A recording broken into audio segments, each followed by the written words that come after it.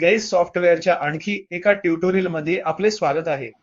या ट्युटोरियल मध्ये आपण डिलिव्हरी माइन मास्टर मध्ये डिलिव्हरी माइनच्या नोंदी कशा तयार करायच्या ते पाहू.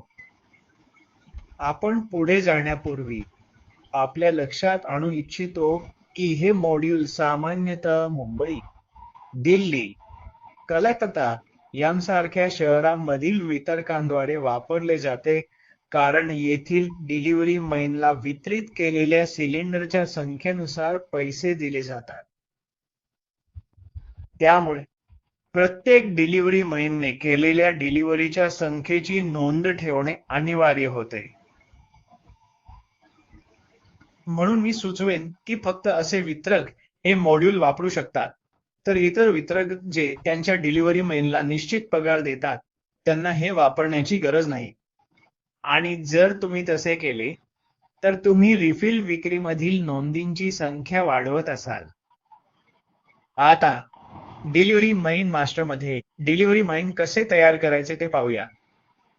Option master, option delivery mine, new button. तुम्ही म्हणा डिलिव्हरी माइनचे नाव टाका. तुम्ही अकाउंट मध्ये काहीही टाकू नका, तुम्ही सेव्ह म्हणा.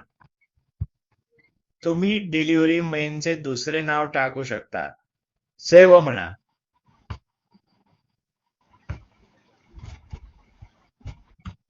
तिसरा डिलिव्हरी मैन आणि सेव्ह म्हणा. कधी कधी ग्राहक तुमच्या ऑफिसमध्ये, तुमच्या शोरूम मध्ये किंवा गोडाऊन मध्ये येतात आणि सिलेंडर उचलून नेतात. अशा परिस्थितीत तुम्हाला डिलिव्हरी मैनच्या जागी काहीतरी तयार करावे लागेल, जसे की कॅश अँड कॅरी किंवा एक्स ऑफिस किंवा एक्स गोडाऊन, जे काही तुम्हाला योग्य वाटेल. तर इथे तुम्ही सेव्ह म्हणा. अशा प्रकारे डिलिव्हरी मैन मास्टर तयार होतो. जर आपण मॉडिफाय बटनावर क्लिक केले तर आपण आधीच तयार केलेल्या डिलिव्हरी मैनची संख्या आपल्याला कळेल. तर हे ट्युटोरियल आता संपत आहे आणि तुमचा मौल्यवान वेळ दिल्याबद्दल धन्यवाद.